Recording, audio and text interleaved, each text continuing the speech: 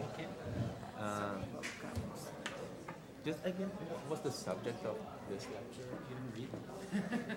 This is the one about managing the political aspects. Dando continuidade, compõe a mesa diretora dos trabalhos os excelentíssimos senhores, juiz de direito Bruno Bodar e o professor doutor da Faculdade de Direito da Universidade de Harvard, Matthew Stephenson.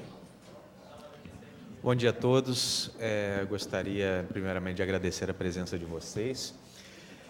And also to thank Professor Matthew again.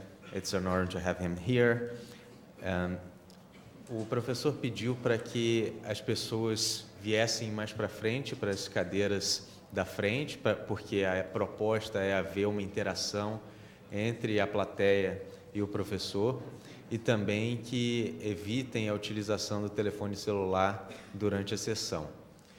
O tema de hoje será a gestão dos aspectos políticos, né, das operações de combate à corrupção, e eu desde logo passo a palavra ao professor Matthew para iniciar.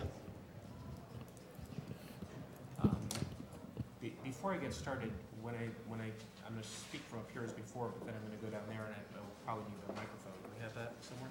A gente precisa de microfone. Good morning, everyone. Welcome back. I now feel like I'm keeping everyone from their coffee, so I feel a little bit self-conscious. But again, my jokes in the morning never get a laugh. It really worries me. But then when I joke about the joke not getting a laugh, that gets a laugh. So that's at least a start. People seem really tired. Is everyone really tired this morning? People look really tired. All right. Anyway, so I'm going to say again, and repeat what Bruno had to say. As you know, I assume most people were here yesterday. This is not a lecture. This is meant to be a discussion. I originally had planned this as a seminar. Of course, our group is larger than initially anticipated, so it's a bit different. But I'm not going to be talking at you. I'm going to just say a few words by way of introduction, and the hope is to begin a conversation. And in order for that to be most effective, it would be great if people were to come forward. There are all these empty seats here, so those you people in the back, come forward. This is not a lecture. All right. All right, so that didn't work at all, and nobody's moving. So I don't know. You guys are a tough audience. So anyway, without further ado, let me start again with my opening remarks for this session. Yesterday, we had a conversation about certain tools or techniques that anti-corruption prosecutors might deploy. And in particular, we were thinking about issues related to the choice of target as between individuals or corporations, the use or non-use of settlement instruments, the use or non-use of particular kinds of penalties like debarment. Today, I want to touch on, and again, I hope to provoke a conversation about another really important aspect of anti-corruption investigations, prosecutions, enforcement actions that's not as narrowly legal, not really about the choice of legal instruments, but more political and therefore more sensitive. But I think it's a topic that's worth having a serious conversation about, especially because I know that in Brazil, this is an issue that many people have discussed in the context of the most recent anti-corruption investigations, but more generally as well. And that's the political aspect of anti-corruption crackdowns. So, criminal justice is not supposed to be a partisan enterprise. Neither judges nor prosecutors are supposed to be partisan political actors. I think that's a proposition that would command a widespread agreement across many different countries, cultures, and systems. But the fact that there is widespread agreement on the fact that prosecutors and judges, and for that matter, police or other investigators, are not supposed to be partisan political actors, does not alter the fact that anti-corruption enforcement, especially when it targets or possibly might target senior political officials or their family members or close associates, are often highly politically significant. it's very difficult to disentangle, to fully separate the law enforcement dimension of anti-corruption from the political dimension of anti-corruption, which raises important questions for everybody, but maybe especially with this audience, it's worth emphasizing questions for prosecutors, investigators, and other enforcement agents about the right way to handle the inevitably political dimensions of anti-corruption. And the decision to entirely ignore the political dimensions of anti-corruption is itself a decision. That is a choice that one can make. So when I say that there's an inevitably political element to anti-corruption, obviously part of that is the fact that when there are allegations in the media or by law enforcement that senior political officials or their associates have violated the law by behaving corruptly, that has important political ramifications. But there are always, perhaps inevitably, concerns about whether the enforcement apparatus of the state, the prosecutors, judges, police, etc., have themselves been inappropriately influenced by political considerations. On the one hand, there is the frequent concern, and often the allegation, that certain powerful individuals have a kind of de facto impunity from accountability, criminal or otherwise, for corrupt acts, because the prosecutors won't go after them, the police won't investigate them, the judges won't convict them because of their political power or political connections or influence over the judicial system. So on the one hand, there's a concern that inappropriate political influence might prevent certain anti-corruption enforcement actions from taking place. But there's also the opposite issue, where there are concerns about unfair or politically motivated targeting of certain individuals or their associates for political reasons. There are concerns in some circumstances that prosecutors might be too willing to go after certain individuals, and judges perhaps might be too willing to punish them because of an alleged political bias against those individuals. That possibility we're reminded of constantly, because in virtually every case where a senior political official or that person's close family or associates are the target of an anti-corruption investigation or prosecution, those targets will allege that the prosecution is politically biased, that it's a politically motivated witch hunt is the metaphor that's often used in English language discussions. People will sometimes use the language of a coup, a prosecutorial or judicial coup. Other rhetoric is used in different contexts, but you can look across the world, many different systems. Any president or prime minister or senior politician or whomever is the subject of an anti-corruption probe will assert, this is a politically biased, politically motivated attack on me because of my political views. Now, sometimes that claim that the anti-corruption prosecution is politically motivated is patently absurd. Sometimes you can look on the face of it and say it's just ridiculous, this is obviously nonsense. In other cases, it appears to be true. There are cases. I mean, one of the reasons this concern is troublesome is that there are real cases where anti-corruption prosecutions have been deployed deliberately to harass or, in some cases, incarcerate political opponents. When the Russian government arrests a leading Russian dissident whose main activity has been to expose corruption by the Russian government, when that person is arrested for corruption, I think there are reasons to suspect that this was a politically motivated prosecution. When the government of Saudi Arabia, when the new Crown Prince of Saudi Arabia rounds up many of his rivals for power and charges them all with corruption and holds them until they're all willing to pay substantial sums of money and so on and so forth, I think many people look at that and say that's an example of a politically motivated anti-corruption prosecution. This wasn't really about corruption. This was really about weakening political rivals. Even more challenging, there are situations in which both narratives could be true, or they might be true at the same time. There are certainly situations in which we see anti-corruption probes where the targets are very likely corrupt. They're probably guilty. But at the same time, the selection of targets was probably not completely politically neutral. Probably politics played a big role in who got investigated and prosecuted for corruption. So many people would point these days to the People's Republic of China as an example where something like this may be going on. As many of you know, for Brazil over the last several years has had the largest anti-corruption probe of any democracy in the world. But China probably has had the largest anti-corruption crackdown of any non-democracy and probably any country in the world.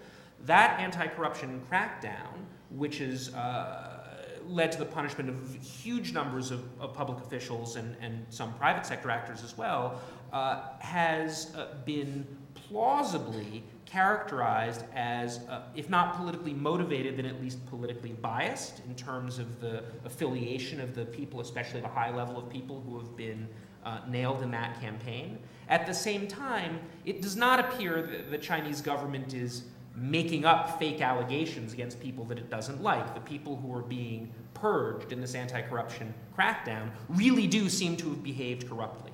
And this is actually a phenomenon we see over and over again as well, where anti-corruption crackdowns are potentially politically biased, but at the same time really are holding accountable people who have engaged in significant acts of illegality and probably should be held accountable. Well, this is a real challenge. And I want to make this a little bit more specific. I think that for people who are working in the state law enforcement apparatus, whether it's for an anti-corruption agency or a prosecution office or a police service or what have you, I want to highlight what I see as three closely related but somewhat distinct challenges with respect to this inevitably political dimension of anti-corruption and these concerns about the politicization of anti-corruption. The first challenge is how to ensure that anti-corruption investigations and prosecutions are not politically biased. That may seem obvious, but the first challenge is how do we make sure through our institutions, through our norms, through our practices, that there is as little political bias in fact as is achievable in this area. Taking into account we're dealing with human beings, not robots, and it's very difficult to completely excise politics or people's political views from decision-making. The second challenge is how to maintain the public perception that anti-corruption investigations are unbiased, thereby preserving the legitimacy of the anti-corruption efforts. This is related to, but not the same as, ensuring that anti-corruption investigations and prosecutions are in fact not politically biased. Right? The fact that you might be entirely convinced there's no political bias whatsoever in the prosecution service does not guarantee that the public will share that view.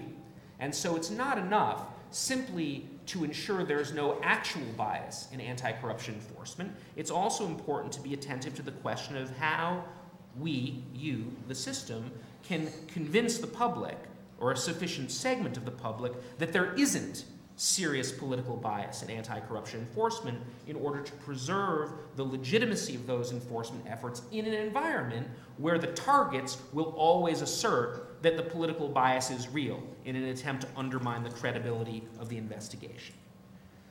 The third challenge is related to the second, but it's a little bit broader. Sometimes, in some environments, maintaining sufficient public or political support for the investigation is critical to resist attempts by political forces to undermine the investigation, potentially through illegal means, but potentially through nominally legal means, by passing new laws or restrictions or what have you, undermining the ability of anti-corruption enforcers to do their job.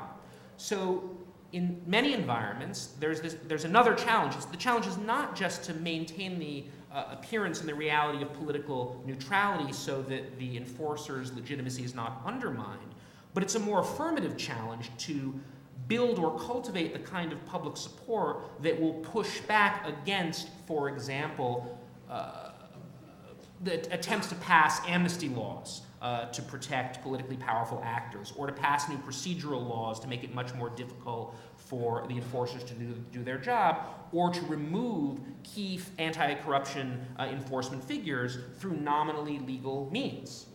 So just to give a couple of examples of this in my home country, as we mentioned yesterday, and as many of you are well aware, currently the President of the United States, possibly, and the President's close associates certainly, are under investigation for potential illegal activity by a special counsel.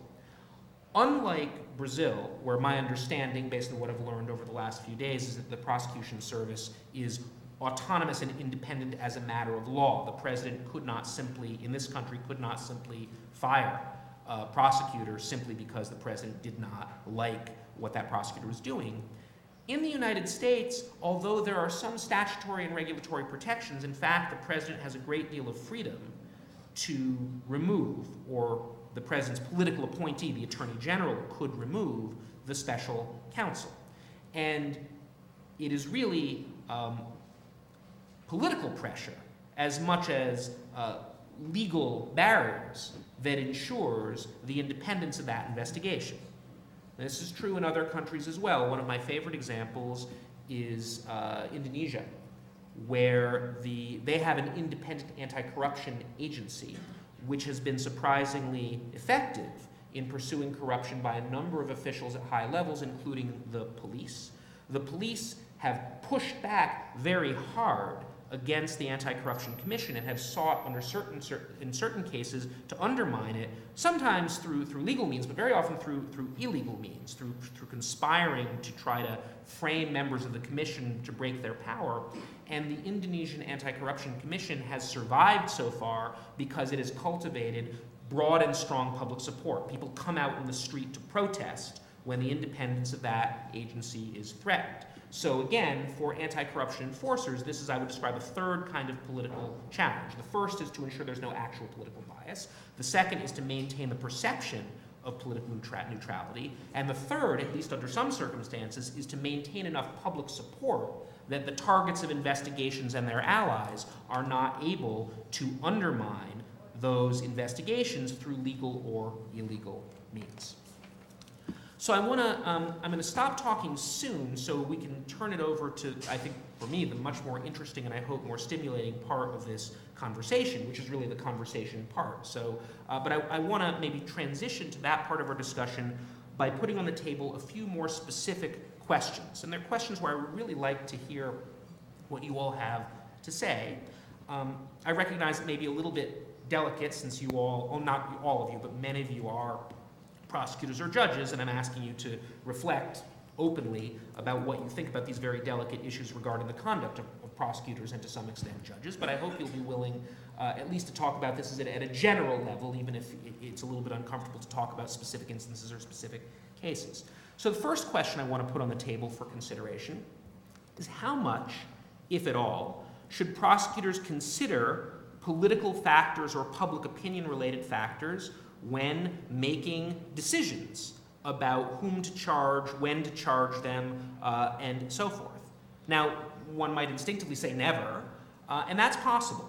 I remember sitting in a meeting once, a closed-door meeting with a number of prosecutors from many different parts of the world talking about these issues, and there were two prosecutors there, I remember, from different countries in Africa, and I won't name either country because it was a closed-door meeting, but one of those prosecutors said, I would never consider the political ramifications or the public interest ramifications when I decided which cases to bring or when to bring them. That would be an entirely illegitimate thing to do. I am not a political actor. To which one of his colleagues from another African country responded, of course I take those things into account. I may not say it publicly, but I would be a fool not to take those things into account. I have a young agency, a relatively weak agency. I have very powerful adversaries. I have to think like a politician, not just like a prosecutor, not just like a lawyer, if I want to be able to do my job and build up the strength of my agency. And so I do think there's an interesting question there. There's an interesting question about whether they say it out loud or not, whether prosecutors should sometimes think about the political environment in which they're operating, and whether that should in some circumstances influence the decisions they make at the margins. I don't think anyone would say a prosecutor should, be entirely political in choosing whom to charge, for example, but sometimes, I would imagine, you all are the experts, but from talking to prosecutorial friends, you have a case, the evidence is strong, but it's not an open and shut case. You could plausibly bring the case, but maybe you should wait, maybe you should see if more evidence develops, and maybe one might consider the political ramifications of bringing the case when deciding when to go forward with a case at the margins or whether to wait, for example. So that's one question. Should prosecutors, the broadest question I'm going to ask, should prosecutors, at least in some circumstances, think politically, at least partially, as well as thinking legally? Is that ever justified, or should prosecutors always put politics entirely out of their minds and just bring the case if they think the evidence is there and they can get a conviction? Second question I want to put on the table for our discussion has to do with the way prosecutors in particular, most of what I'm saying will apply to prosecutors, maybe some of it might apply to judges or police as well, but I'm going to focus on prosecutors, and I'll include in that independent anti-corruption agencies of the sort you see in some other countries. How should they communicate with the public, if at all? What kind of public communication strategy is appropriate for prosecutors or others working on anti-corruption enforcement, especially when very high-level political officials are involved? And I do think this is an interesting question because if you look around the world, you see a range of different behaviors in this regard. So again, I'll start with my own country and use the Robert Mueller investigation of Donald Trump as an example. The norms in the US, which are exemplified by Special Counsel Mueller, are to say almost nothing to the public. Robert Mueller communicates what's going on in his investigation almost entirely through his court filings. He does not give press conferences. He very rarely issues statements. There was one issued recently because there had been an alleged leak of something important in the news that got a lot of attention, and in a very rare move, his office released a letter saying that some of what had been reported in the media was inaccurate. And didn't go into details about how or in what ways it was inaccurate. But that got a lot of attention. Whoa, I mean, there was a letter from the Mueller office saying something. But for the most part, Robert Mueller's investigation has had no media presence or public communication whatsoever, at least not publicly. Some people say certain items have been deliberately leaked, but publicly, none whatsoever. And that's not out of the ordinary for US prosecutors. Indeed, the rules for ethical conduct for prosecutors, for the most part, prohibit them from from communicating about a case in ways that go beyond simply disclosing facts about the progress of the investigation, certainly would preclude them from making general political statements. In contrast, a couple of years ago, I had the opportunity to speak on a panel with Jose Ugaz, who was the ad hoc attorney for Peru in the prosecution of former President Alberto Fujimori and his close associates. And in a discussion, very much on the topic that I just put on the table, how do anti-corruption authorities going after senior political figures maintain their credibility when the targets claim this is all politically motivated? And certainly President Fujimori and his allies attacked Mr. Ugaz in the investigation, saying this was all political. This is all basically a left-wing attempt to unseat Fujimori. And Mr. Ugaz said, well, one of the things that I did is I held regular monthly press conferences where I would discuss the investigation and communicate with the public about what we were doing and why we were doing it. And of course, he said, I couldn't disclose a lot of details of the investigation. I couldn't compromise the investigation by saying too much, but I really tried to be very communicative with the public. And I mentioned the Indonesia example a moment ago. Indonesia's Special Anti-Corruption Agency has really cultivated the media. They have a press officer. They're regularly reaching out to civil society groups, to media groups, to present their side of the story, for example, in their conflict with the police force. A great deal of public outreach, quite different from what we see in the United States in the Mueller investigation. In Brazil, in the Lava Jato investigation, I have learned from my contact with people here, including people as part of the investigation, there's, if anything, an even more aggressive type of media outreach. There's the use of social media, of Twitter, of Instagram, of Facebook, to communicate with the public, including not only discussion of the case, but broader discussion of the larger context, and the need for various kinds of political or legal reforms. So again, I'm hoping we can stimulate some discussion because I'd very much like to hear what you all have to say about this, especially since you all work in this area. There are a range of options for how prosecutors pursuing high-level anti-corruption can communicate with the public. There's probably no one right approach for all countries. It may be that Robert Mueller's approach is exactly the right approach for the United States, whereas Jose Ogaz's very different approach was the right approach for Peru. But I do think that's a question one needs to think about when considering the political ramifications of anti-corruption work. The third issue I want to put on the table is maybe a broader institutional issue, though it may also relate to the decisions of individual people, and I suspect this will likely have some resonance here right now. What do we think about prosecutors, or in some instances judges, who have been involved in anti-corruption cases going into politics? So this issue can manifest itself in a few different ways. One way it might manifest itself, it has to do with how we design the prosecution service and the expected careers of prosecutors.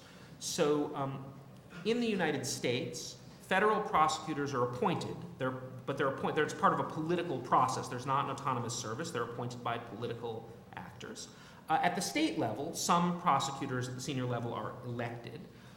It is quite common, even at the federal level, for those holding positions as prosecutors, as we would call them United States attorneys, to seek higher office, sometimes in electoral politics. So, for example, Chris Christie, the former governor of New Jersey, who unsuccessfully ran for the Republican presidential nomination the last time around, came to public prominence as a United States attorney, as a federal prosecutor.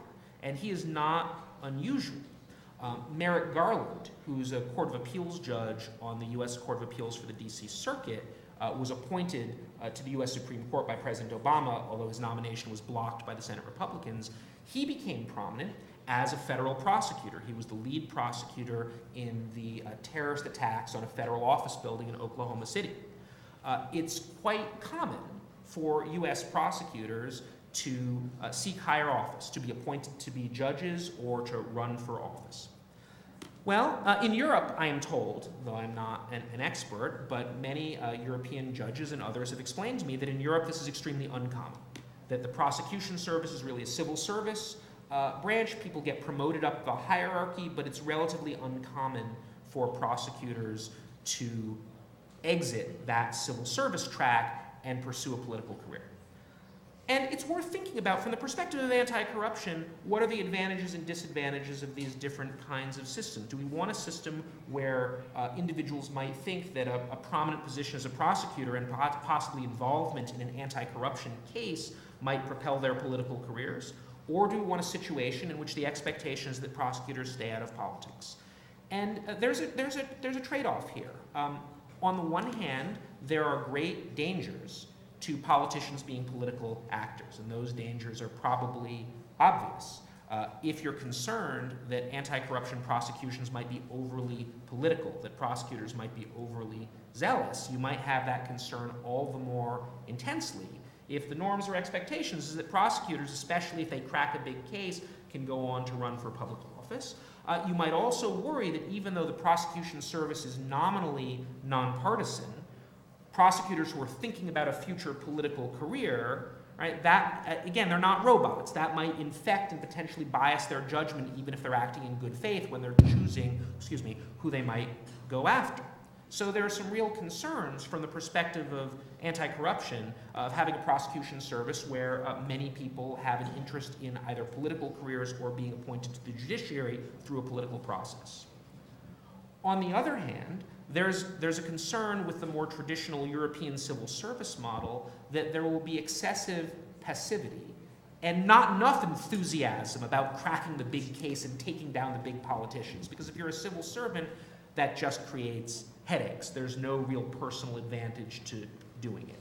And you might need people to have that extra motivation that comes from personal ambition to get them to do something that's really hard and really challenging and from a professional perspective, quite risky.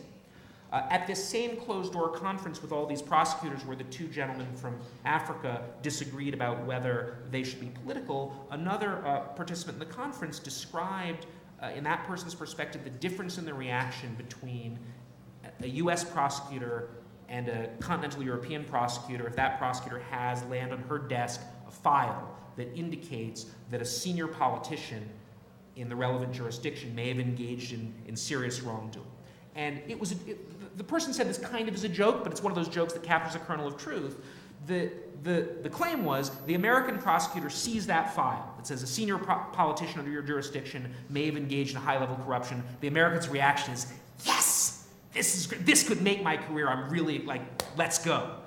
The reaction, the claim was of the stereotypical continental European prosecutor on seeing that same file, the equivalent file, is, oh no, this is really bad. I'm really scared. This is just going to be a huge headache. I don't know how I'm going to deal with this.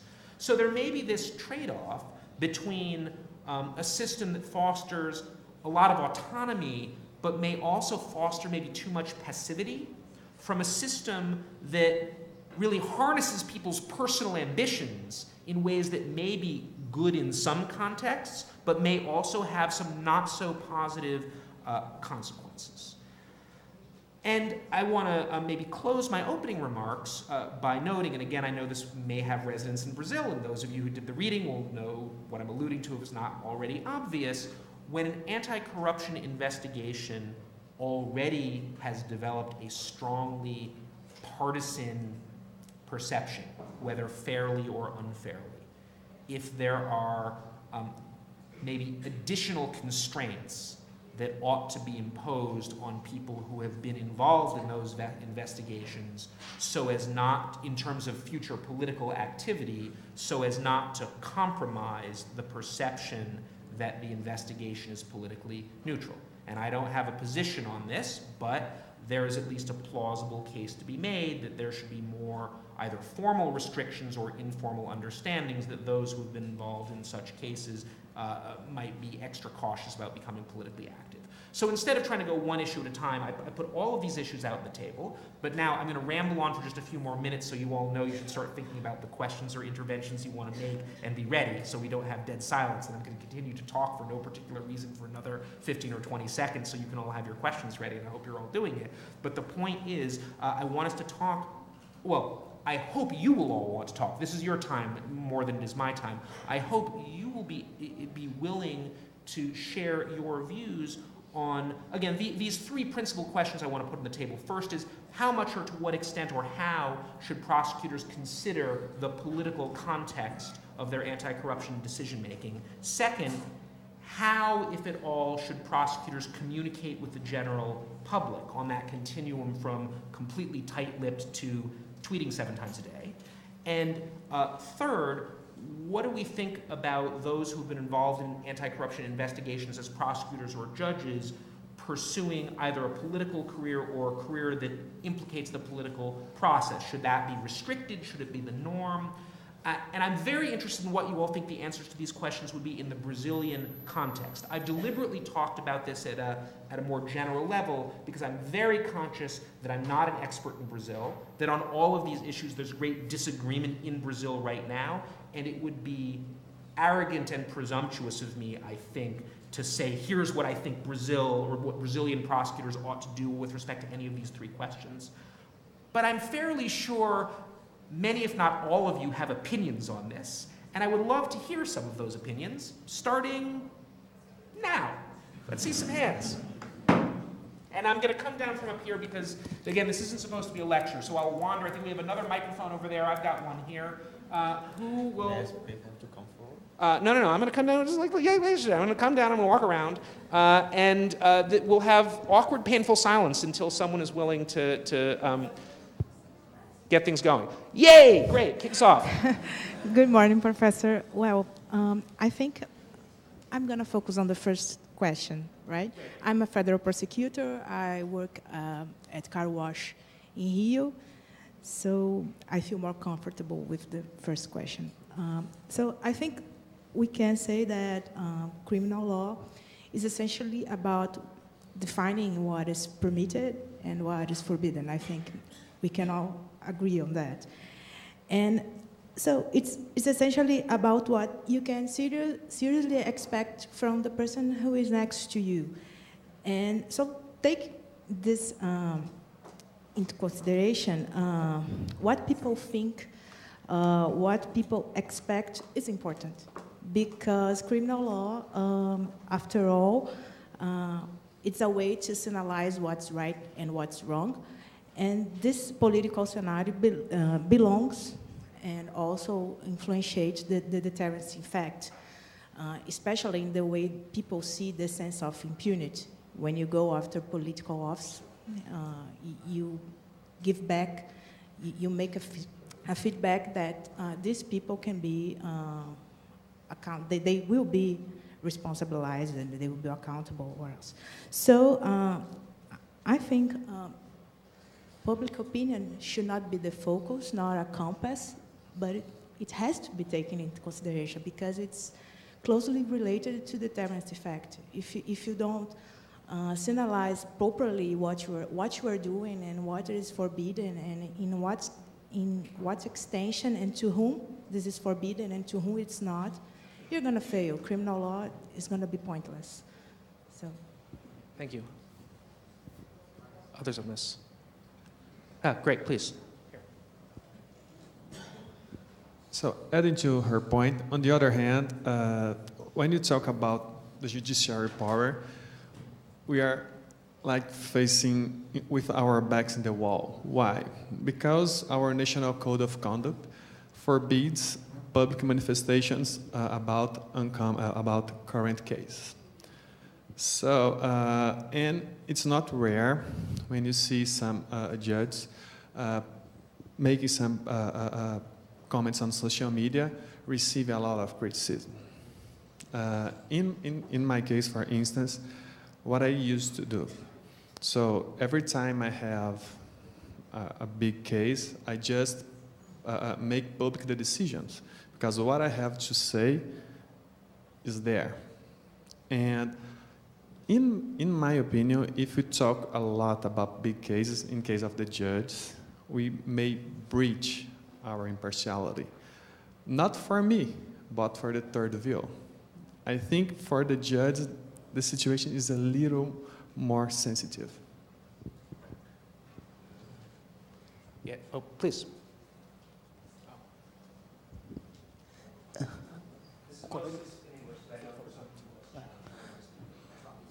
Só tentando somar ao que o colega falou, nesses casos de maior repercussão, eu não apenas disponibilizo as decisões, mas tento estabelecer com a assessoria de imprensa da Justiça Federal um breve resumo e colocar isso para os órgãos da mídia, mas especificando, destacando, enfatizando aqueles pontos fundamentais capazes de convencer. Embora nós tenhamos as nossas garantias, eu acho importante esse diálogo, sim, com a sociedade. E o que a colega do Ministério Público falou ali, eu também comungo com ela, daquele pensamento, e acrescentaria mais. A nossa legislação, ela tem um período para que você se desincompatibilize de alguns cargos públicos, caso você queira participar do processo eleitoral. E se isso talvez não devesse, pelo menos no Brasil, ser estendido mais. Porque, às vezes, você vê alguns agentes do Ministério Público, do próprio Judiciário, querer fazer, sim, uma promoção pessoal pensando em carreiras futuras políticos eleitorais. Às vezes, nós nos deparamos com algumas presenças muito fortes na mídia e não nos surpreendemos quando, dali a pouco, ela sai, a pessoa candidata a algum cargo eleitoral. Isso pode acabar tornando a opinião pública o norte do agir dela. Então, a gente tenta conjugar isso.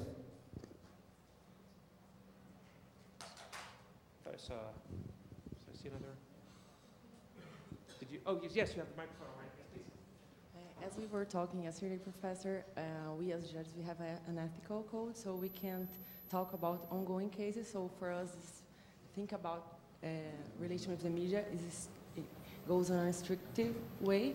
But while reading your test, I was thinking about when you talk about UGAS case and Mr. Miller situation, that he's extremely discreet. I think in Brazil, we should find a counterpoint because, as one of the texts says, it's important that the population knows about what's going on, how does the public institutions work, because if you want to ban the corruption here, we need the population needs to have the feeling that something's happening. Even the big fish are being punished. So I think it's important to find a middle way. We can't just make the investigation become too politicized that the prosecutors can get promoted. And of course, we are humans. They can think about going to politics. But we cannot just keep everything in secret, otherwise the opposition can undermine the investigations. Did you want to add to that? Yeah. Please, and then I'll come over to you.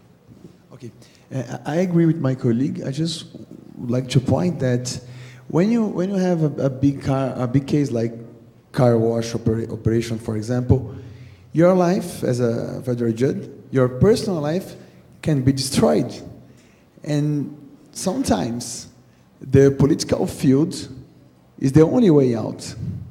So I don't know if if it's impossible to a judge to become a politician. Maybe it could decrease the incentives to make a good job.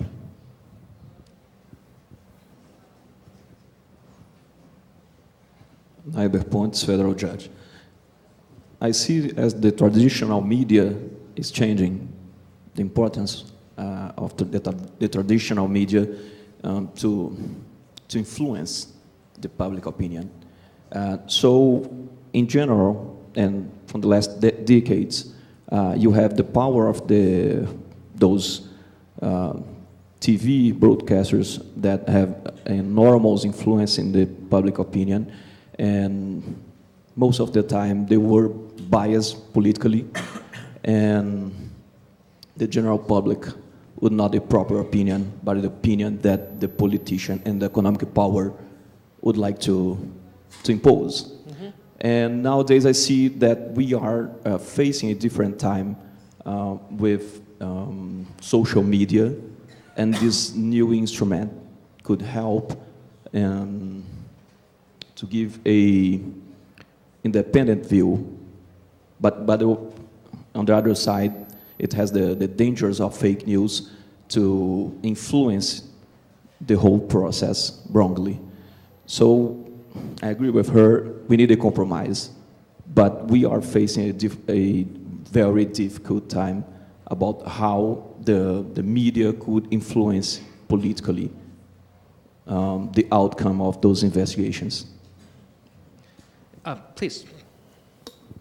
I have a very restricted opinion on judges using social media when they are on relevant current cases.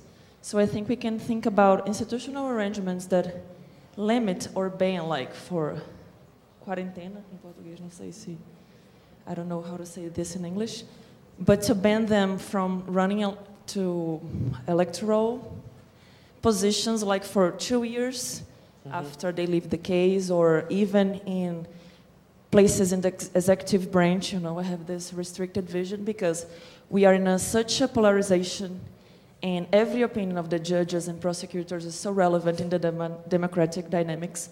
So I think that we can think about some limitation in this field.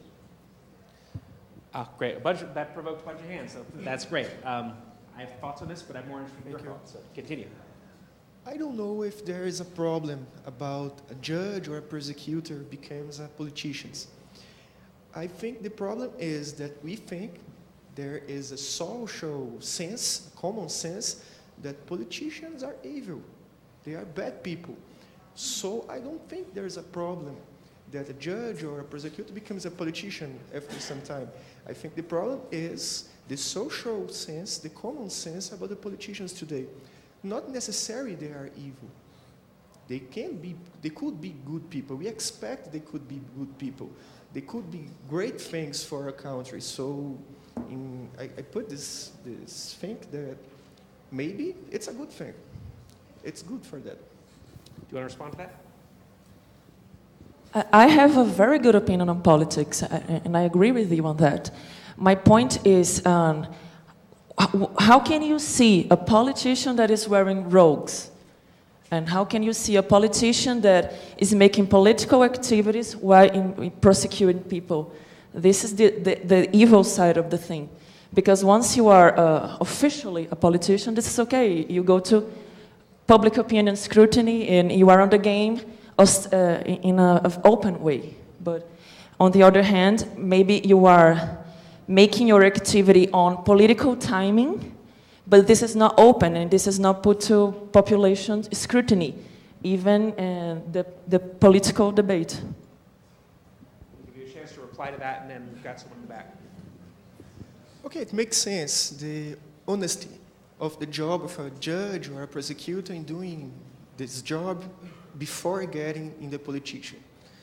But I still think that we can find some useful people who knows law, who try to do the right thing, trying to get in the politicians to make good things. So I still have some hope that that's a good way we can improve our laws, our government, our politicians, and everything. Way back there. Hi, Professor. My name is Amanda. I'm a professor from the University of Brasilia. I'm not a federal prosecutor, neither a judge, so maybe I won't be in the middle of this polarization here. My view would address your second question regarding the communication factor. My previous experience is on negotiation of leniency agreements, specifically on cartel cases, but they would obviously be considered for anti-corruption, leniency, and immunity agreements. So what I was thinking about the cornerstones of a leniency program. So first of them, the individuals that they do those infringements, they have to consider that they will be detected. They have to have the threat of detection. Second one, they need to think about severe punishment. They need to have the sense that if they infringe the law, they will have severe fines or jail time. And the third cornerstone of a leniency program would be the legal certainty, transparency, and predictability. So all of that, just to say that when we think about communication today, we need to think that the civil society does not have the legal understanding that maybe all of us here in this audience have. So if we think that if we go to the public side and speak almost only on legal terms, they won't have any understanding about what's going on, what is corruption and what's not corruption. And in the sense, this is transparency. This is what I think about communication. Communication is about transparency. So there might be limits or a gray zone about using social media, not using social media, using the communication service of the legal institution. So this is important for transparency in my point of view. And also because when you communicate and when you have this transparency, it has more waves on the civil society. So people understand what's going on. They detect more easily what's going on as corruption cases, and then they can also use hotlines for making people accountable for corruption cases as well. So based on those cornerstones, I would think that communication is essential for anti-corruption cases. So let me take your comment there and let me draw a distinction, and then I want to get, but I think that's a useful point, which it might be useful to draw a distinction between different kinds of public communication that maybe I conflated too much in my opening remarks. And it's not a sharp distinction, but the distinction I want to draw is between transparency, or let's call it explanation, and advocacy. And you could have both of these things, you could have one of them, or you could have neither of them. But I think what you are describing is a form of communication that is an explanation in non-technical terms to the general public of what just happened. right? So instead of just filing legal documents that say, today we executed the following search, or we convened a grand jury, that would be in the United States or whatever, it would explain this is what this means, that's what the significance is for the investigation and so forth, but that would stop short of attempting in some kind of broader way to advocate for a particular view or to emphasize how bad corruption is or the need for particular reforms.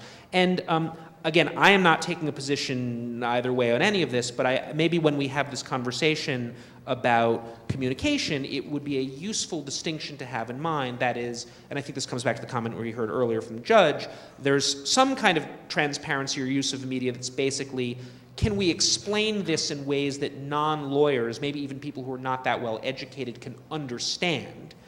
And then there's advocacy. There's saying, Congress wants to pass this new law. If they do it, it will undermine our investigation. Block it, right? That's a different kind of communication from saying, let me explain to you what the significance is of this filing that we just submitted today, or we concluded a leniency agreement. You might not have heard of that. It's a new thing. Let me explain to you what a leniency agreement is and how it works. So with that potentially useful distinction, let me come back to hearing from all of you. I thought I saw, yes, a hand over here, please.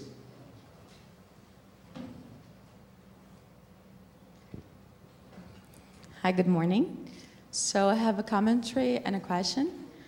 So we know we read about Miller, and you commented also that he's not supposed to speak and he doesn't speak to the public. But I'm curious at the state level how prosecutors behave, because they're elected, so I believe that they feel they're obliged to, explain to the public what's going on.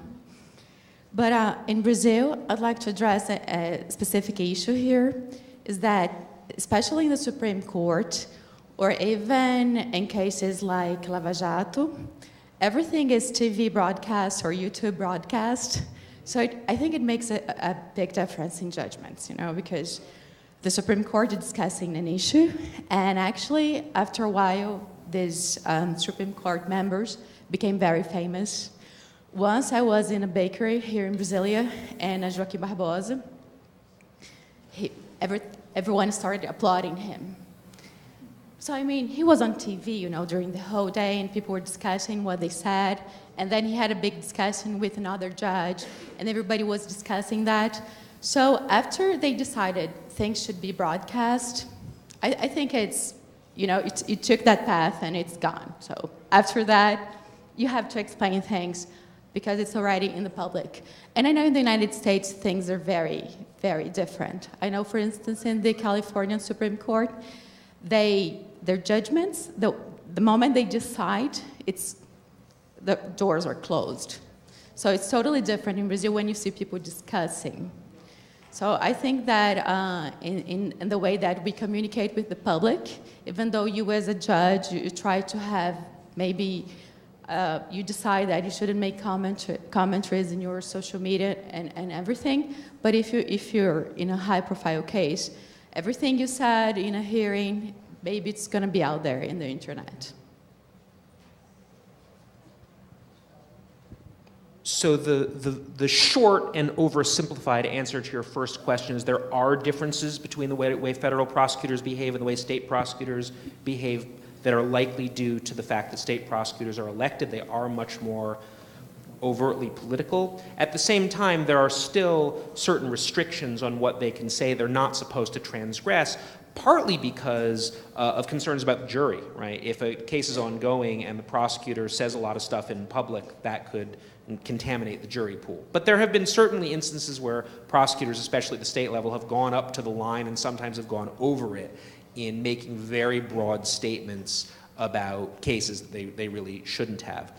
Your point about the Supreme Court being televised, of course, this goes far beyond corruption or anti-corruption specifically, but absolutely it's related to this discussion. So the fact that these hearings are televised and the fact that the people involved, the justices, but also sometimes the prosecutors, become these celebrities, is interesting. I mean, I more want to pose the questions to provoke conversation here without expressing very strong views.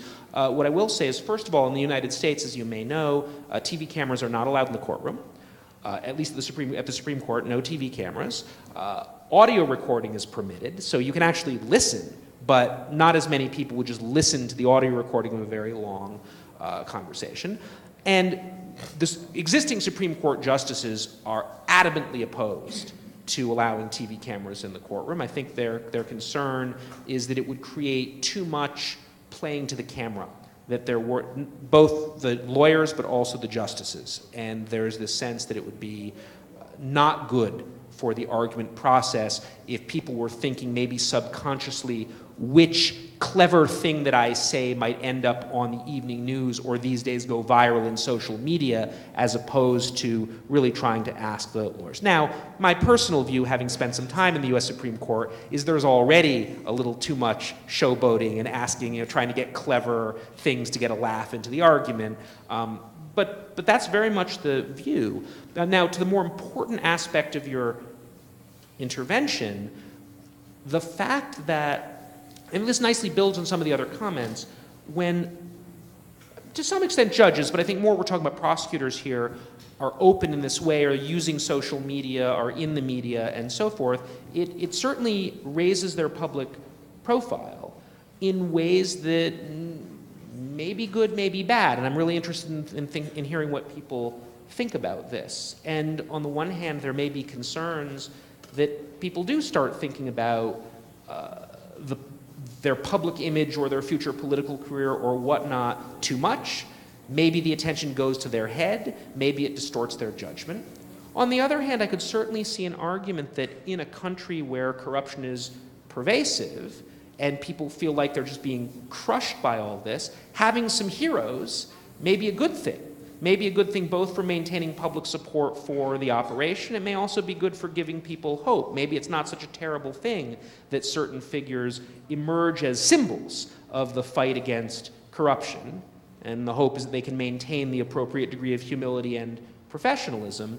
And that is certainly assisted by television and social media and so forth. So I do think it again implicates this question, do we want I'll focus mostly on prosecutors. I think there would be more agreement that judges should not be out there and advocating the public. Should prosecutors be really like, we're behind closed doors, we speak through indictments, we speak through convictions, we speak through filings, and for the most part, we're not out there as public advocates?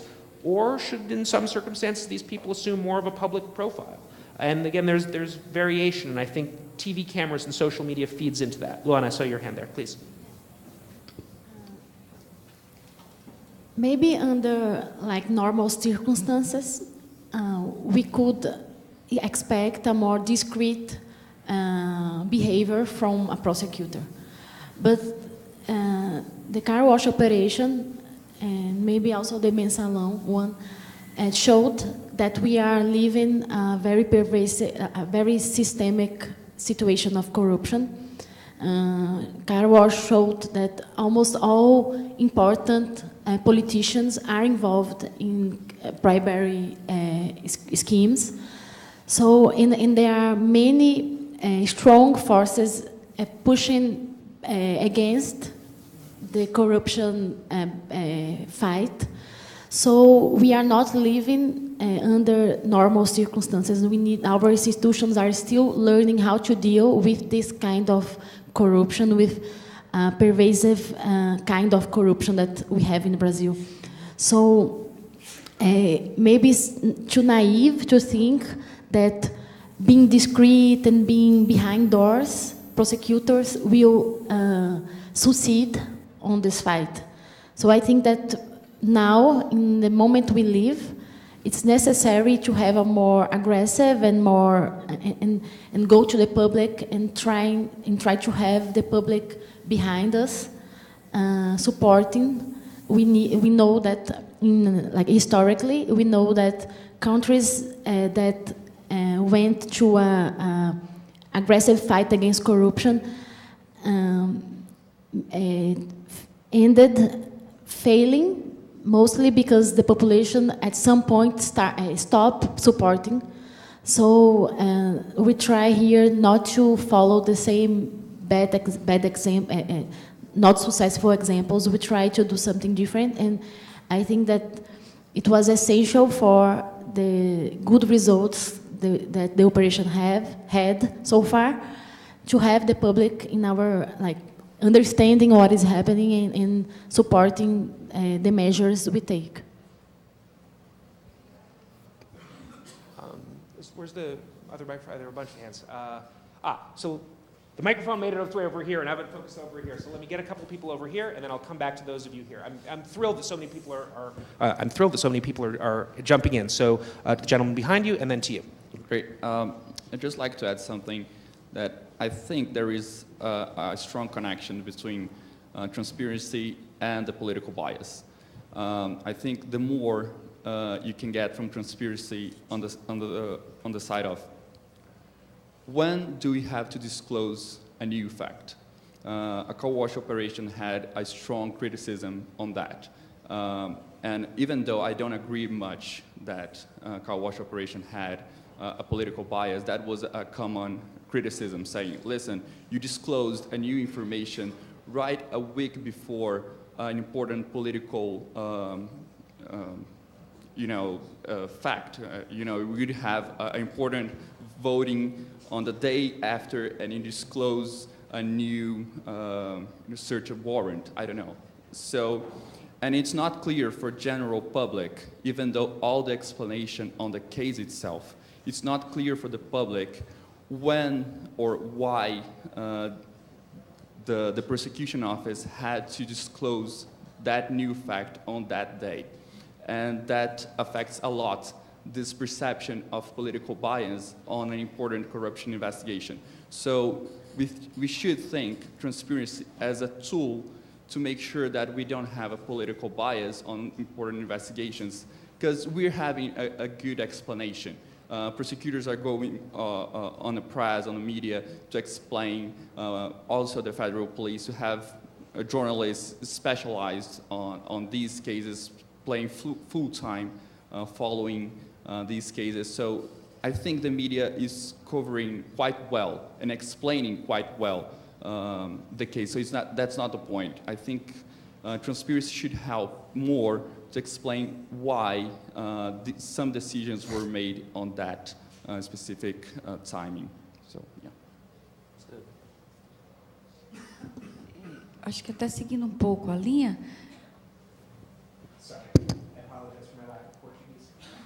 Sorry, I don't speak English very well. Seguindo um pouco a linha, na Operação Lava Jato, uma das ferramentas que passaram a ser utilizadas como método para a eficiência da investigação foram as coletivas que passaram a ser dadas pelos colegas a partir da deflagração das operações. Então, os colegas sempre, como uma maneira de explicar à população o que ocorreu junto com a polícia, com os demais órgãos de persecução, quando tinha também a Receita Federal, os demais órgãos de controle, faziam e explicavam à população o que ocorreu. E isso se mostrou uma ferramenta de muita eficiência, porque trouxe a população para a cobrança para os demais, para que isso tornasse uma cultura favorável, para que isso passasse a que nós passássemos a cobrar, principalmente o judiciário, para que o caso passasse a andar com mais eficiência e passássemos a ter deferidas medidas, passássemos a ter deferido as prisões, e, enfim, passássemos a ter mais eficiência, coisa que antigamente a gente não tinha tanta eficiência como principalmente na Suprema Corte, em outras instâncias, foi a grande ferramenta. Tanto que nos manuais hoje que nós estudamos, essa questão das coletivas, essa questão do acesso à mídia. Porém, por outro lado, isso é uma situação para os investigados que ainda não têm a opinião do delito formada, que ainda não tem uma situação de as provas concluídas já estão expostos na mídia. Então, suponhamos que uma situação que eles não sejam condenados, não sejam acusados pelo Ministério Público, já estão sendo... Então, eu gostaria de saber como, se nos Estados Unidos essa situação também ocorre e se existe algum método de controle, como é que vocês veem isso lá nos Estados Unidos, essa situação dessas coletivas, se isso existe e como é que vocês verificam essa situação que tem ocorrido aqui, que é uma coisa muito bem sucedida que ocorreu aqui na Operação Lava Jato, que tem ocorrido.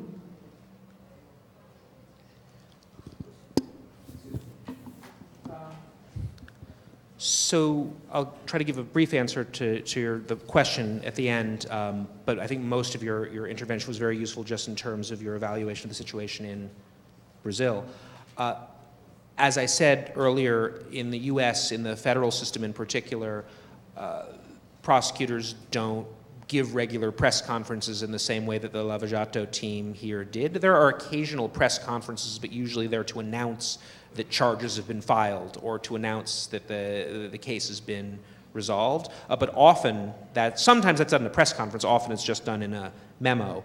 But there are not typically the kinds of regular press conferences to update everyone on what's been going on with the case. So the norms and practices are different. There is some attempt to inform the public, and so if there are charges filed against somebody, there may be a press conference or an announcement that today we filed charges against such and such a person. If convicted, they could face up to 38 years in prison or what have you. But there's not the same degree of detail, and there's certainly nothing like the social media presence. I mean, the U.S. Department of Justice doesn't sort of tweet out what's going on in the latest case. Certainly, Robert Mueller, I don't even know if he knows how to use Twitter. I mean, he doesn't tweet. So I guess in the U.S. it's not nothing, but it's just much more limited, and that has to do with the norms and ethics of prosecutorial conduct. To the extent that there's communication, it tends to be very factual communication. Although sometimes there's a little tinge of look how tough we're being. Those press conferences that say if convicted, this person could face up to 38 years are almost always grossly exaggerating the amount of prison time the person could actually get given their background and so on and so forth. So there's a little bit of kind of advertisement or maybe a little bit of politics, you could even say, built into those announcements, but it's really just at the margin. So again, coming to Brazil as an American, one of the things that's really struck me is how much more communicative the Brazilian prosecutors, especially in the Lava Jato case, have been with the public. And to come back to the distinction that I made before, not just communication, not just let me explain to you what's happened, but advocacy. Right? This is what should happen. This is why our investigation is important. This is why the law needs to be reformed in the following ways. That's something that, as someone from the United States, when I first realized that was happening, I was like, whoa, that's different and not necessarily wrong. I think Luana makes a really terrific point that it's something I said before and I want to emphasize. Different countries in different circumstances may be suited to different norms of behavior. So I don't have a view one way or the other on whether what we see now in Brazil is kind of too much communication, not enough, or just the right amount.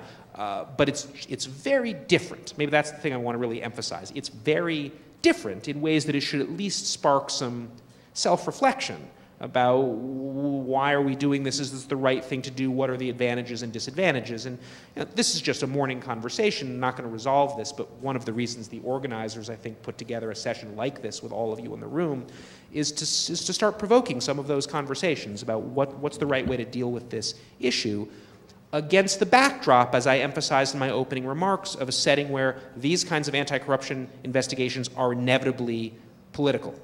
And you're making even if your decision is not to get overtly involved in politics, that decision itself has potentially political implications. And it's just something one would need to think about and think through. I thought there were some hands over here. And please, the microphone's over there. Go ahead. I'm Rodrigo Parente, federal judge. It's kind of different of what's been talked about now. It's kind of this social media heroes and the long-term corruption, anti-corruption measures.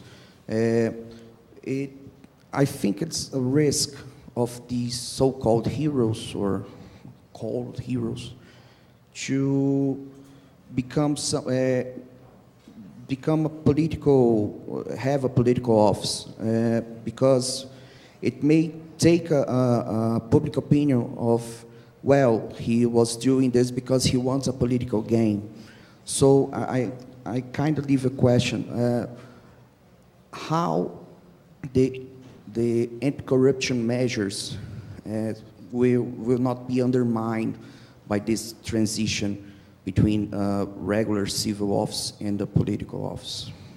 That's a fantastic question. I'd actually be interested in what other people have to say about that question. It gets, but Clara, you were making this point a little bit earlier, and you know, we're talking about Sergio Moro, right? Like maybe we could just admit that's like at least part of what we're talking about. And I think it raises a really interesting question. So to come back, Clara, to the point you were making before, one thing one could do as a matter of law or ethical regulations is to just have a rule. I mean, that if you have served in such and such a position, you may not serve in the following kinds of high-level executive positions or run for public office or whatever for a certain period of time. So again, one way you could address this concern that someone who's become an anti-corruption hero but who's accused of being partisan, taking a high-level position would undermine the credibility of the investigation is to say, look, people are human beings. They would be tempted by their personal ambition. We should just have a rule. You can't do it, especially maybe if you've been a judge. You've been a judge. If you want to go into politics, you can't do it right away. You've got to wait 2 years, 4 years, whatever. That would be one thing we could do. But there are some disadvantages to that. There might be some good reasons, as some other people have suggested. There might be some good reasons. We want people like this who really have emerged as anti-corruption heroes, who are deeply committed to that cause, who are deeply invested in it, to be able to move beyond their more limited ambit in the judiciary and the prosecution service to pursue broader public policy reforms that they couldn't achieve if they were in those limited positions. And if that's right, then we want to think, I think as your question invites us to think, well, if they want to make that transition, what could they do? If we're not going to ban it, what can one do to minimize the risk that the making of that transition will undermine the credibility of anti-corruption efforts? And I mean, I suppose I might have some thoughts on that, but I think it would be much more useful and productive to hear what you all think about that in the Brazilian context, because I do think it's a very difficult challenge. Was that a flash of a hand there? Excellent. I think that from a broader perspective, thinking about the functionality of the system, of the legal system, I think it's very beneficial, it's very healthy to think about limitations to judges, as Clara suggested, a period of time after he goes away from the public service. So I think a limitation it's healthy, but thinking in a particular way, thinking about Sergio Moro, about his situation, I really do believe in his sincerity. Like, I really do believe that he accepted the position because he wants to advance in a agenda against corruption. And it's also true that almost everything Sergio Moro did during the process, during the trial, is considered politically motivated by the defendants. Everything. Like the defense that Lula has tried everything before the Supreme Court and before all the tribunals and also the Supreme Court. Almost every day I work with cases before the Supreme Court, so almost every day we have habeas corpus, which is a action, I don't know how to say in English. Yeah. So almost every day they present an habeas corpus against everything the Moro did, since if Moro don't allow don't allow me to record my hearing, my interrogatório. Or Moro issued a decision against me. Everything is considered politically motivated by many people, and also especially by the defense. So everything he does is considered like that. Accepting this position was also considered. So I don't know if he had said no, I don't know, he would have continued being accused of being politically motivated. Ok. Oh, Junior, then a few. Yes, please. Acho que ele precisa pegar o fone. Meu nome... Sou advogado, meu nome é Antônio Loyola. Só queria fazer uma consideração histórica sobre as 3 perguntas que o senhor fez, em relação a Ministério Público, juízes e opinião pública, comunicação e essa questão política. Voltando no tempo, os últimos 25 anos, nós tivemos aí 3 impeachments, 2 impeachments basicamente, e a comunicação, seja com o Ministério Público e os juízes, já no primeiro impeachment, há 25 anos do Collor, existia uma certa comunicação do que estava sendo decidido, não era televisionado, mas a população escutava pelo rádio. Então, talvez a população brasileira, a sociedade em geral, ela acostumou com esse tipo de questão que hoje está no Supremo sendo televisionado, e quero acreditar que influencia, a opinião pública vai influenciar, sim, seja a manifestação do Ministério Público até da Alta Corte. No que tange a questão dos juízes e até dos promotores, na questão política, eu posso ter uma opinião um pouco diversa, e aqui não estou, pelo amor de Deus, nem afrontando os membros do Ministério Público, tampouco os membros dos magistrados, né?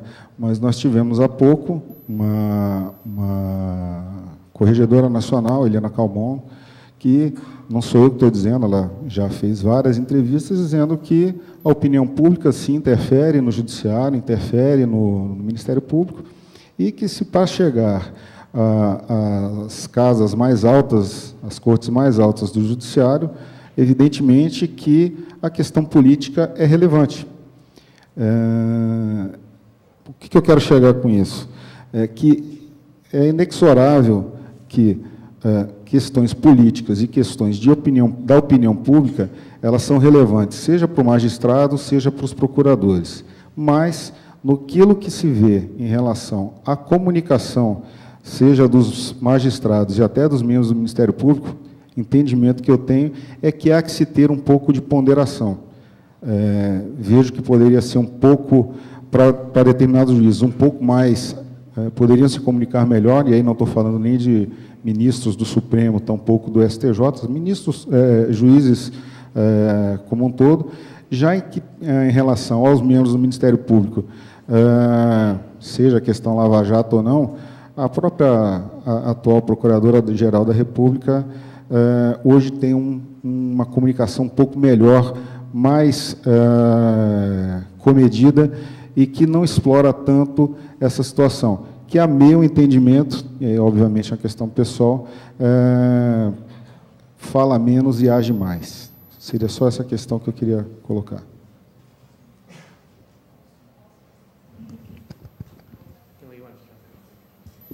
I'd just like to add something that what Mona said, that as the prosecutors were investigating the big fishes and a big scam of corruption, of course the media was important to keep their independence, and I imagine they were being threatened, so it's good that everyone knows who you are and what you are doing in terms of protecting the operation, the investigation. And the other thing that I would like to add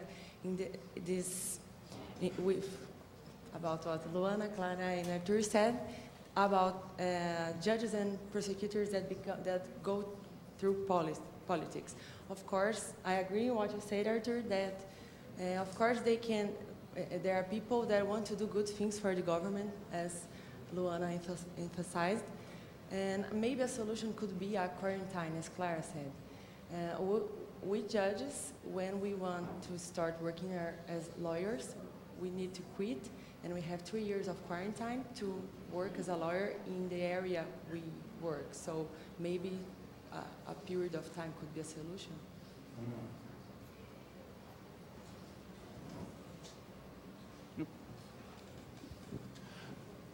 I agree most with all my colleagues just said, but I think there's a broader thought to be brought here. So we are talking about how prosecutors and how judges must act or should act. However, what is our real corruption agenda? We are doing everything through prosecution, or should we thought about political measures, educational measures? I think when you goes only through prosecution, we could end up, as your reading said, like Italy or maybe like Thailand. So I think the agenda should be broader than only thinking through prosecution and judicial measures. I think I'm going to get to the question in the back in just a second, but I want to just react to that. I think that's almost certainly right. I think everyone would agree that although prosecution is an absolutely necessary condition to deal with the problem of systemic corruption, it is not a sufficient condition, and that one needs other reforms. And in my lecture 2 days ago, I very briefly outlined some of them: reforms to the political system, the electoral system, media law, criminal procedure law, and so forth. I suppose that the question, or a question that I think is interesting to consider, and that is really the one that one of the ones I wanted us to consider here, is to what extent those responsible for the prosecution piece of the effort should get involved in this other stuff. And there are contrasting perspectives. One view says the English metaphor would be stay in your lane. You're responsible for figuring out if the criminal laws have been violated, and if they have, you need to bring the case and put those people in jail. The broader context, the big political fight over campaign finance rules, don't get into it. And if you do get into it, what you're going to do is you're going to undermine your credibility as an independent, politically neutral prosecutor, or I suppose potentially judge, but mainly prosecutor, and that you will maintain your credibility if you focus on that, do your job, and let others, these politicians, deal with the broader agenda. There's a contrary view, however, that says these people who have been working as prosecutors in these specialized anti-corruption task forces, or in other countries in specialized anti-corruption agencies, have developed, first, an unusual expertise in the problem. By prosecuting the cases, they also see where the systemic institutional weaknesses are. Second, a real passion for the issue, which may be crucial to pushing forward with reforms. And third, potentially this folk hero status, which may give them unusual leverage to be able to move the conversation about the broader reforms. And that you're not going to get these broader reforms, this contrary argument goes, unless these people have the ability to get involved in the broader political process, perhaps by communicating, not just in a transparency explanation mode, but in an advocacy mode, or even by themselves going into politics. So again, without taking a position on how Brazil should resolve this tension, I do think that's the tension that I hope everyone in this room and beyond is thinking about. Right? There's a real danger and risk to having anti-corruption prosecutors go beyond their narrow focus on enforcing the criminal law, but there's also a danger and risk in limiting them in that way and not allowing them to go beyond that. And I think that's the conversation that many people in Brazil, I assume, right now are having on precisely that point. We're almost out of time, but I know there's someone who's been waiting in the back, so let me get that question in before we wrap up. Oh, thank you, Professor. I'm Victor Hugo. I'm an auditor at the Federal Court of Accounts, as I said yesterday. And at the TCU, the Federal Court of Accounts, we have a say that auditor speaks in the process. We don't have that. We have limitations to speak to the press and something like that. And I would like to make some points that, on one hand, not only judges and auditors need to be unbiased, but also they should appear unbiased. I think that's one point. But on the other hand, in Brazil at least, there is need to raise some public awareness about the process and the investigations that are being made. And especially in a sensitive case. Moreover, the defendant's lawyers, they are not limited to go to the media, to make their points to the press. And, well, I think that there could be an unbalanced situation between prosecution and defense. I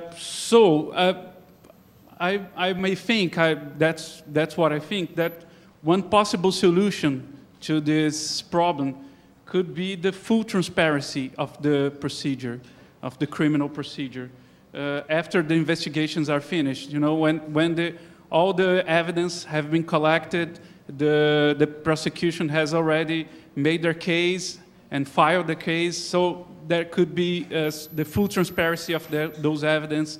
And, well, it could be also advisable for press releases to explain in a non-technical language about those evidence. That's what I think. That's what I defend at TCU, at least. Terrific. I'll just may say one quick word about that and wrap up.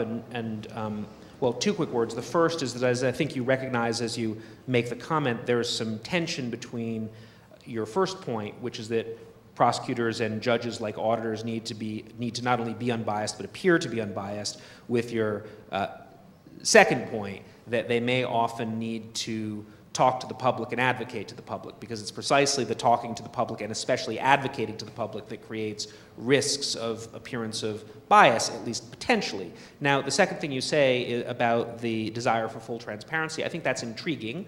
Obviously, we couldn't have full transparency. There are some things that prosecutors maybe need to keep confidential. If, for example, they got a tip-off from an anonymous whistleblower, they might not want to say where they got that information in the first place. The point that I wanted to make is to actually connect that observation, the desire for full transparency about everything that transpired, with the conversation we were having yesterday about settlement. They might not necessarily seem immediately connected, and I don't know what the Brazilian situation is, but very often in the United States, when there are these negotiations between prosecutors and corporate defendants in particular about DPAs or NPAs, one of the things they're negotiating is exactly what is the statement of facts and recitation of the circumstances and the actual crimes that were violated going to be in the document. And so actually, there's some tension there, actually, between the desire to settle the case and the desire to have full transparency, because very often the defendant won't want to disclose absolutely everything, and they won't necessarily want to admit to certain crimes that, let's say, have a worse reputational consequence. So, for example, it's often considered worse for the firm's reputation to acknowledge having paid bribes than to acknowledge having had accounting errors, even if the accounting errors were about disguising bribes. So oftentimes there will be some negotiation in that process. Are we going to admit that we paid bribes, or are we just going to admit that bribes might have been paid, but really we just didn't record them properly in our books?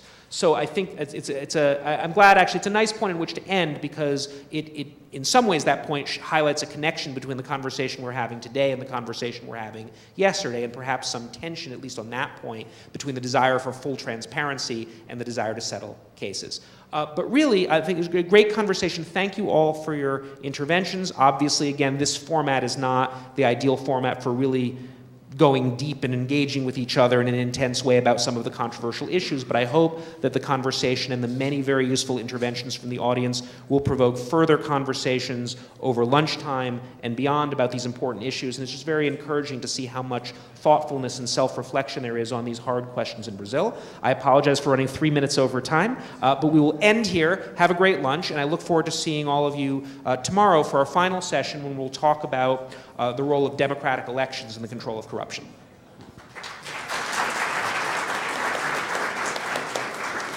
Voltaremos às 2 da tarde com a palestra do Dr. Eric Navarro.